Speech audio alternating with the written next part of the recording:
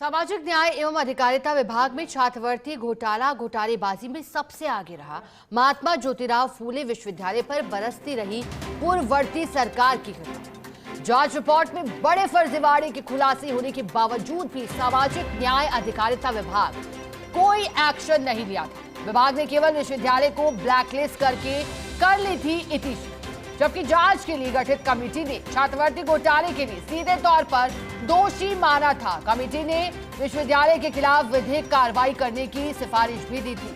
Committee ने महात्मा ज्योतिराव फूले विश्वविद्यालय के प्रदेश भर में फैले सेंटर्स पर भी जांच करने के लिए सिफारिश की, लेकिन उच्च रसूखात के चलते जांच रिपोर्ट की सिफारिशों पर पूरी तरह कोई कार्रवाई नहीं की गई। फर्स्ट इंडिया के पास भी जांच रिपोर्ट की प्रति मौजूद है। जांच रिपोर्ट में माना गया विश्वविद्यालय कई सालों से हड़प रहा था दलित और जनजाति पिछड़े विद्यार्थी के हक का पैसा।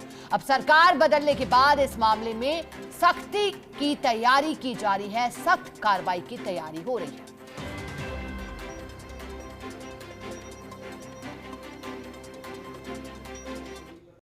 आगे बढ़ेंगे। हिंडौन में घर के पास जली हुई हालत में मिली मूक बधिर बालिका की जयपुर में 12 दिन तक उपचार के बाद हुई मौत का मामला तूल पकड़ता दिखाई दे रहा है। मामले को लेकर करौली में विधायक अनीता मीणा, कांग्रेस जिलाध्यक्ष शिवराज मीणा के नेतृत्व में पुलिस प्रशासन के अधिकारियों को ज्ञापन सौंपकर आरोपियों की जल्द गिरफ्तारी की मांग की गई है। वहीं आईजी राहुल प्रकाश भी हिंडौन पहुंचे। उन्होंने मौका मुआयना कर पुलिस अधिकारियों की बैठक ली और आवश्यक दिशा निर्देश दिए। आईजी ने मामले की जांच के लिए डीएसपी के नेतृत्व में एक विशेष जांच दल एसआईटी का गठन किया।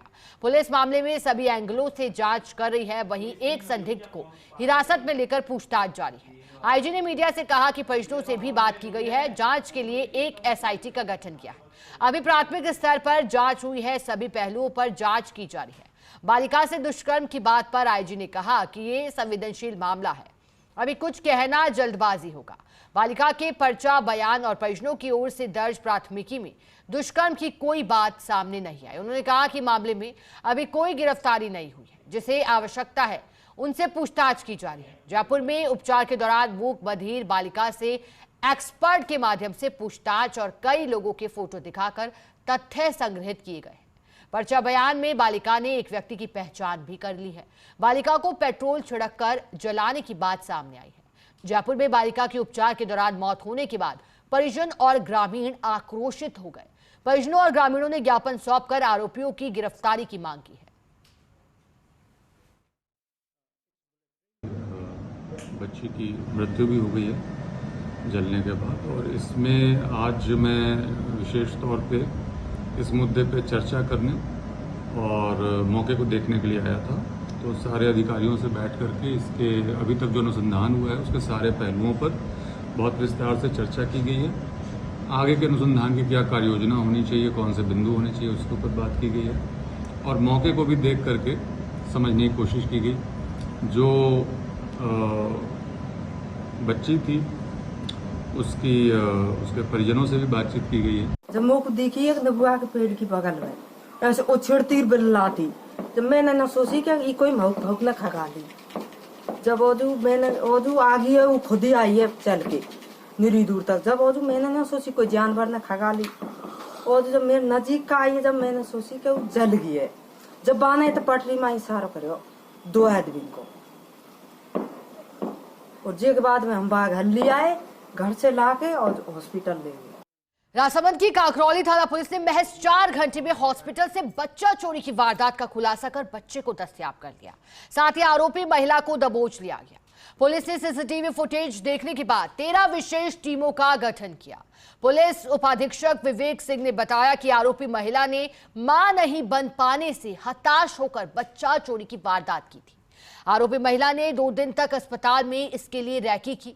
उसके बाद आज सुबह मौका देखकर बच्चे को चुरा कर ले गई। आरोपी महिला की मां को भी वारदात में सहयोग करने पर डिटेन कर लिया है। अस्पताल से बच्चे को चुराकर अपने गांव जाते वक्त रूपाखेड़ा टोल नाके पर पुलिस को महिला के हाथ में नवजात देख उस पर शक हो गया था, जिसके बाद पुलिस टीम ने महिला से नवजात को दस्तयाब कर लिया।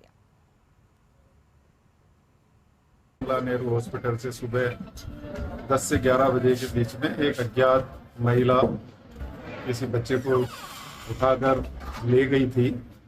इसकी सूचना जब सीआई साहब कांकरोली को मिली तो इन्होंने तुरंत यहाँ आके और सारी डिटेल लेके जिले भर में नाकाबंदी कराई। तुरंत इसमें इस घटना को गंभीरता से लेके 10-12 टीमें बनवाई और फिर हमने यहाँ से उसकी तलाश का प्रयास जारी की। नाकाबंदी कर रहे थे, उन्होंने एक महिला के पास में बच्चा देखा और वो सारा हुलिया वगैरह मैच हो गया और बच्चा भी मिल गया और उसने एडमिशन भी कर लिया कि मैंने ये काम किया है। उत्तर पश्चिम रेलवे के जोधपुर मंडल कार्यालय के कर्मचारियों ने मंडल रेल प्रबंधक कार्यालय में प्रदर्शन कर कूलर और एसी लगाने की मांग की है। कर्मचारियों का कहना है कि भीषण गर्मी में कार्यालयों में कूलर और एसी खराब पड़े हैं।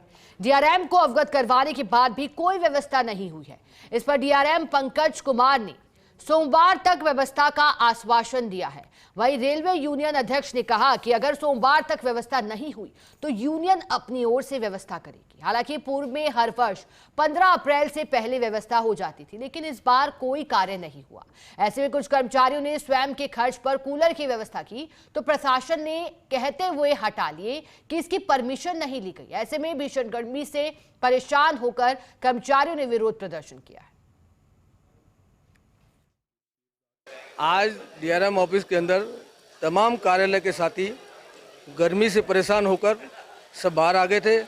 उसका मुख्य कारण ये था कि 15 अप्रैल से रेल प्रशासन द्वारा, इलेक्ट्रिक विभाग द्वारा प्रत्येक कार्यालय में कूलर लगाने की व्यवस्था की जाती है। ये काफ़ी लंबे समय से चल रहा है। अभी की गर्मी को देखते हुए और प्रशासन की कार्यप्रणाली को देखते हुए आज की डेट में किसी प्रकार का कोई भी कूलर कार्य नहीं कर रहा है।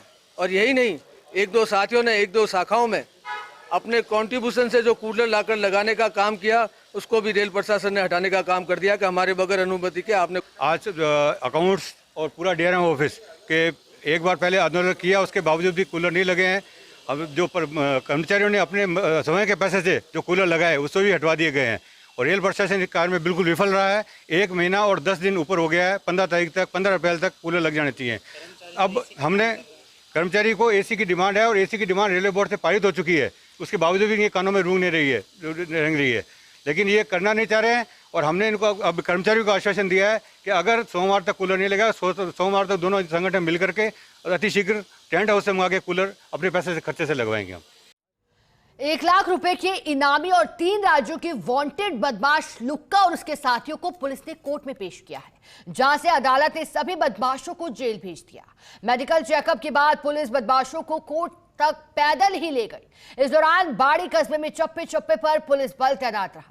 इनामी बदमाश लुक्का और उसके 4 साथियों को पुलिस ने शनिवार को मुठभेड़ में बसई डांग से गिरफ्तार किया था। इस दौरान पुलिस ने बदमाशों से पूछताछ भी की। डकैत लुक्का उर्फ धर्मेंद्र गुर्जर की न केवल राजस्थान बल्कि उत्तर प्रदेश और मध्य प्रदेश पुलिस को भी तलाश थी। इसके खिलाफ 37 आपराधिक मामले दर्ज हैं।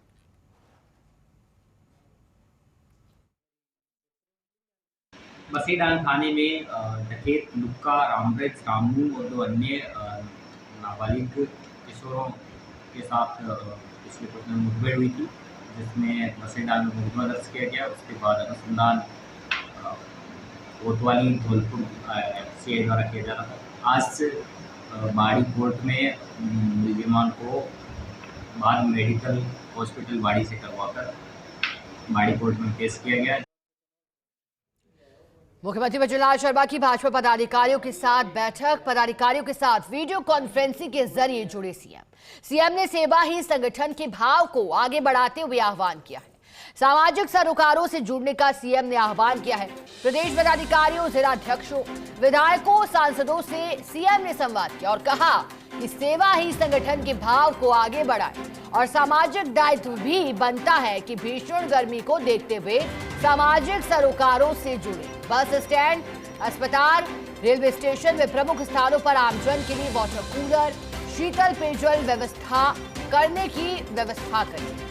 Deputy CM doctor Premchand Verma, मंत्री मदन दिलावर, राज्यसभा सांसद घनश्याम तिवारी, पूर्व नेता प्रतिपक्ष राजेंद्र राठौर, पूर्व प्रदेशाध्यक्ष सतीश पूरी, भाजपा प्रदेश महामंत्री श्रवण सिंह बग्गी सहित विभिन्न पदाधिकारी वीसी से जुड़े।